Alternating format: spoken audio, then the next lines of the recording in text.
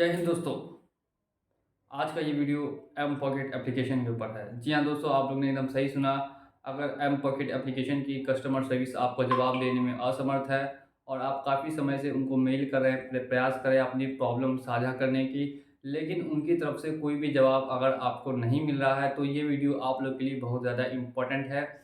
M pocket application वालों ने काफ़ी लोगों पर बहुत ज़्यादा ही पेनल्टी लगा दी है। कल मैं 1 घंटे के लाइव में आया था, जहाँ पर काफ़ी सब्सक्राइबर्स ने मुझे कमेंट किया कि मेरी पेनल्टी काफ़ी बढ़ गई है। किसी-किसी का तो दोस्तों 9,000 का 30,000 रुपए भी हो चुका है। 120 दिन में ही 9,000 से 30,000 हो गया, तो ऐसे केस में उसको रीपेमेंट अगर करना भी चाहेगा तो वो नहीं कर पाएगा, क्योंकि अमाउंट काफ़ी ज़्यादा बढ़ चुका है। और सेम प्रॉब्लम अगर आपके साथ है और आपने एम पॉकेट एप्लीकेशन से लोन लिया है, तो ये वीडियो आप लोगों के लिए बहुत ही ज़्यादा इम्पोर्टेंट है। आज के इस वीडियो में मैं आप लोगों को डिटेल में बताऊँगा कि अब नेक्स्ट स्टेप में आपको एम पॉकेट को ऑफलाइन दोस्तों कैसे लेटर भेजना होगा। अगर वो लोग आपके ऑनलाइन मेल का जवाब दे या ना दे, लेकिन आप उनको ऑफलाइन एक बार ज़रूर कोशिश करें, कहीं आपका रिप्लाई दोस्तों मिल जाएगा। तो मैं आपको शुरू से लेके आखिरी तक अगर देखते हैं तो समझ में आ जाएगा कि उनसे कैसे कॉन्टैक्ट करना है, कैसे अपनी प्रॉब्लम को साझा करना है। आज जैसा कि आप लोग जानते हैं कि इंडिया में ओरली बोलने से ज़्यादा महत्व लिखने का होता है, तो अब आपको यहाँ पर उनको लेटर एक लिखना होगा। अब कैसे लिखेंगे इसके बारे में मैं करूँगा डिस्कस। तो जो भी लोग सबसे पहले चैनल पे नए हैं, उन सभी से मेरी दरख्वास्त होगी कि आप लोग चैनल को सब्सक्राइब कर दें, ताकि आप लोगों को आगे फ्यूचर में कोई भी प्रॉब्लम आए तो उसका सॉल्यूशन सबसे पहले मिल सके। तो बात करते हैं इस एम पॉकेट लोन ऐप के बारे में। तो इसको आपको दोस्तों भेजना होगा एक मेल, और सुन लीजिए उस मेल में आप 2 ही टाइप लिख सकते हैं। सबसे पहला, अगर आपको पेनल्टी चार्जेस हटवाना है तब। सेकंड, अगर आपको अपना टाइम इंक्रीज़ करना है, अगर आप रिपेमेंट अभी नहीं कर सकते, 7 महीना बाद, 1 साल बाद करने वाले हैं, तो ये 2 केस में आप अपना यहाँ पे मेल कीजिएगा, बाकी अदर केस में नहीं कीजिएगा। सबसे पहले मैंने बता दिया कि जिनको अपना टाइम इंक्रीज़ करना है, समय बढ़ाना है पेमेंट करने का, और दूसरा जिनको पेनाल्टी हटनी है, उन दोनों केस में बस आप मेल कीजिएगा। आप इंग्लिश, हिंदी जिसमें आप कंफर्टेबल है उसमें मेल कर सकते हैं। तो सबसे पहले यहाँ पर आपको एक सादा पेज ले लेना है, एकदम ब्लैंक पेपर, और उस ब्लैंक पेपर पे अपना जो आपका आधार का एड्रेस है वो लिख दीजिए। क्या दोस्तों, आधार का आप अपना एड्रेस लिख दीजिए यहाँ पे। नेक्स्ट यहाँ पर आपको क्या करना है, यहाँ पर आपको लिखना है एम पॉकेट वालों का एड्रेस। अब आप लोग सोचते होंगे कि एम पॉकेट वालों का एड्रेस कहाँ से मिलेगा, तो आप लोग 1 मिनट रुकिए, मैं अभी आपको एम पॉकेट का यहाँ पे टोटल एड्रेस बता देता हूँ कि आपको किस एड्रेस पे आप को ये भी भेजना होगा। रुक जाइए दोस्तों, 1 मिनट बस रुकिएगा, मैं आपको तुरंत ही एम पॉकेट वालों का एड्रेस बता दे रहा हूँ। ये रहा दोस्तों। तो एम पॉकेट एप्लीकेशन का है पता, PS सीरीजन। देखिए, आपको सबसे पहले अपना आधार का एड्रेस लिखना है अगर आप लोग मेल करना चाहते हैं तो, और साथ ही में फिर उसके बाद उनका एड्रेस लिखना होगा, कॉर्पोरेट PS सीरीजन corporate, park tower 1, 12th floor, unit number. दोस्तों, आप लोगों को डरना नहीं है। अगर आप लोग इतना एड्रेस यहाँ से नहीं कर सकते, तो या तो आप इसका स्क्रीनशॉट कर लिए, या फिर आप देखिएगा डिस्क्रिप्शन में भी मैंने ये सेम एड्रेस दे रखा है। तो आपको यहाँ पे पूरा एड्रेस लिखना होगा, विधान नगर, और ध्यान से देखते रहिएगा मैं क्या क्या लिख रहा हूँ, और डिस्क्रिप्शन में भी आपको सेम एड्रेस मिल जाएगा। कोलकाता, वेस्ट बंगाल। वेस्ट बंगाल की कंपनी है एम पॉकेट, और उसके बाद आप इसका पिन कोड लिख दीजिए। पिन कोड ध्यान रखिएगा, पिन कोड एकदम सही होगा, तभी आपका लेटर वहाँ तक जाएगा। 70091, ये दोस्तों इनका पिन कोड है, 70091।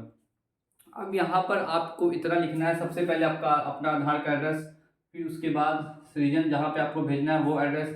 नेक्स्ट आपको उस खाली पेपर में क्या लिखना होगा, तो ध्यान से सुनिएगा।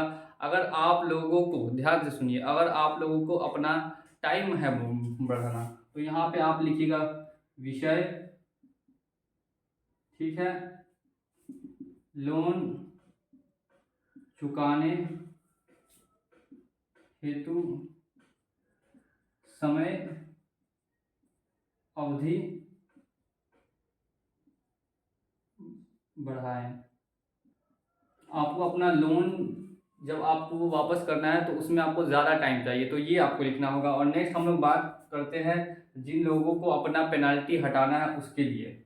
तो उन लोग वो लोग लिखेंगे अपना विषय कि पेनाल्टी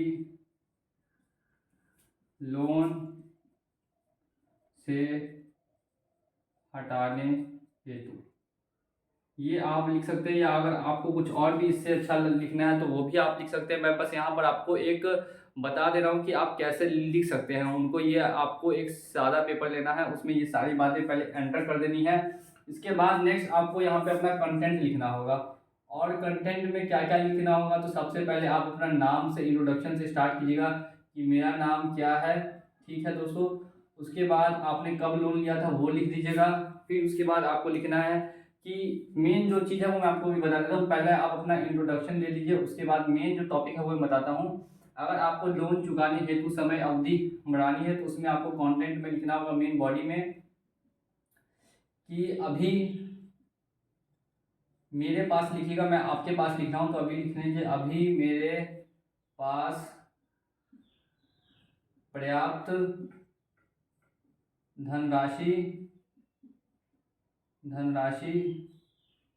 नहीं है। और क्यों नहीं है आपके पास पर्याप्त, अभी उतना पैसा क्यों नहीं है उसका भी कारण लिख सकते हैं कि या तो मेरी जॉब छूट गई है। ज़्यादातर लोगों का यही कमेंट होता है कि उनकी जॉब छूट गई। या फिर लिख दीजिएगा कि वो लोग मेरे पास अभी पैसे का कोई स्रोत नहीं है, पैसे का कोई मतलब कहाँ से आएगा वो कभी फिक्स नहीं है, स्रोत नहीं है। और उनसे आप टाइम मांग लीजिए कि आपको कितना टाइम चाहिए। यहाँ पे अगर आपको 6 महीने का टाइम चाहिए तो 6 महीने का टाइम लिख दीजिए। और फिर उसके बाद आपको लिखना है कि तब तक उस बीच आपको बिल्कुल भी कॉल, आपके कॉन्टैक्ट पे कॉल ना करें। आपको कॉल या कॉन्टैक्ट पे कॉल ना करें। ठीक है, इतना लिख दीजिएगा कि वो आपको ना तो कॉल करे, ना ही आपके कांटेक्ट पे या रेफरेंस नंबर पे कॉल करे। और ये सब कुछ लिख कर लास्ट आपको अपनी इंफॉर्मेशन यहाँ पे डिटेल लिखना है। सबसे नीचे में एक बॉक्स बना लीजिएगा जिसमें आप अपना लोन नंबर, ठीक है दोस्तों, यहाँ पे अपना लोन नंबर लिखेंगे एक बॉक्स में सबसे नीचे। फिर उसके बाद अपना नाम, आपने किस नंबर से किया था साइनअप, वो आपको किस नंबर से अभी कांटेक्ट करना है वो भी आप लिख दीजिए कि अगर वो लोग कांटेक्ट करना चाहते हैं तो आपको किस नंबर पे कांटेक्ट कर सकते हैं वो आप यहाँ पे ये लिख सकते हैं। या कांटेक्ट ईमेल लिखना चाहते हैं तो कांटेक्ट ईमेल लिख सकते हैं कि आपको वापस मेल आएगा या फिर आपको वापस से कॉल आएगा। तो इतना कुछ लिखने के बाद आप उनको यहाँ पर एक चीज़ और ऐड कर दीजिएगा कि आपको रिप्लाई ज़रूर से ज़रूर दे, आपको रिप्लाई तुरंत दे, शीघ्र दे।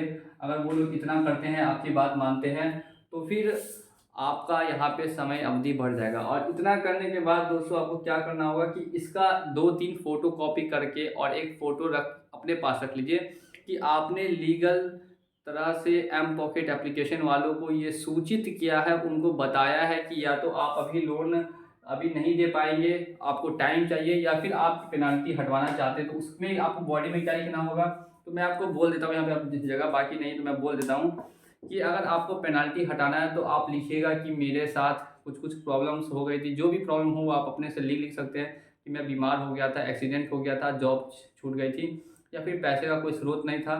तो जो आपको समझ में आए वो आप लिखने के बाद ध्यान दीजिएगा कि आप लिखिएगा कि अब इतना ज़्यादा पैसा देने की मैं हालत में नहीं हूँ, मेरे पास इतने ज़्यादा पैसे नहीं हैं। तो आप उनसे आग्रह कीजिएगा, रिक्वेस्ट कीजिएगा कि मैं आपसे आग्रह करता हूँ, विनती करता हूँ कि प्लीज़ मेरा जो भी अमाउंट है पेनाल्टी का वो हटा दिया जाए, ताकि मैं भविष्य में उसका पेमेंट आसानी से कर सकूँ। तो इतना आप उनको एक बार दोस्तों मेल करना आपका काम है। और ये मेल आप पोस्ट ऑफिस से करेंगे ज़्यादा बेहतर रहेगा। और जब आप पोस्ट ऑफिस पे मेल करेंगे तो वहाँ पर भी आपको यही सेम एड्रेस देना है।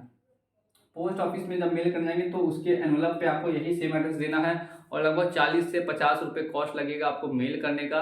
इतना अगर आप कर देते हैं तो फिर इसके बाद आपको बिल्कुल ही निश्चिंत हो जाना है। आपने अपनी तरफ से लीगल पूरा जो आपका प्रॉब्लम था वो उनको बाय लिखित दे दिया है, ओरली नहीं बताना है, बाय लिखित आपने दे दिया है। अब वहाँ से आपको वापस या तो वो लोग मेल करे या फिर आपको मैसेज करे, रिप्लाई करे, वो उन लोगों का काम है, वो आपका काम नहीं है। आपने एक अथॉरिटी, एक लीगल तरह से पूरा अपना काम किया है। इसके बाद यहाँ पे चांसेस है कि आपको उतना ज़्यादा परेशान नहीं किया जाएगा। अगर एम पॉकेट वाले अगर समझदार हैं वैसे भी वो एक एनबीएफसी है, आपको ज़्यादा परेशान नहीं करेगी। और अगर इसके बाद भी कोई दिक्कत होती है तो मैं कहता हूँ कि चैनल को सब्सक्राइब कर लें। आप लोग कमेंट में बताइएगा कि और भी दिक्कतें आ रही है तो मैं और सबका सॉल्यूशन भी देने की कोशिश करूँगा।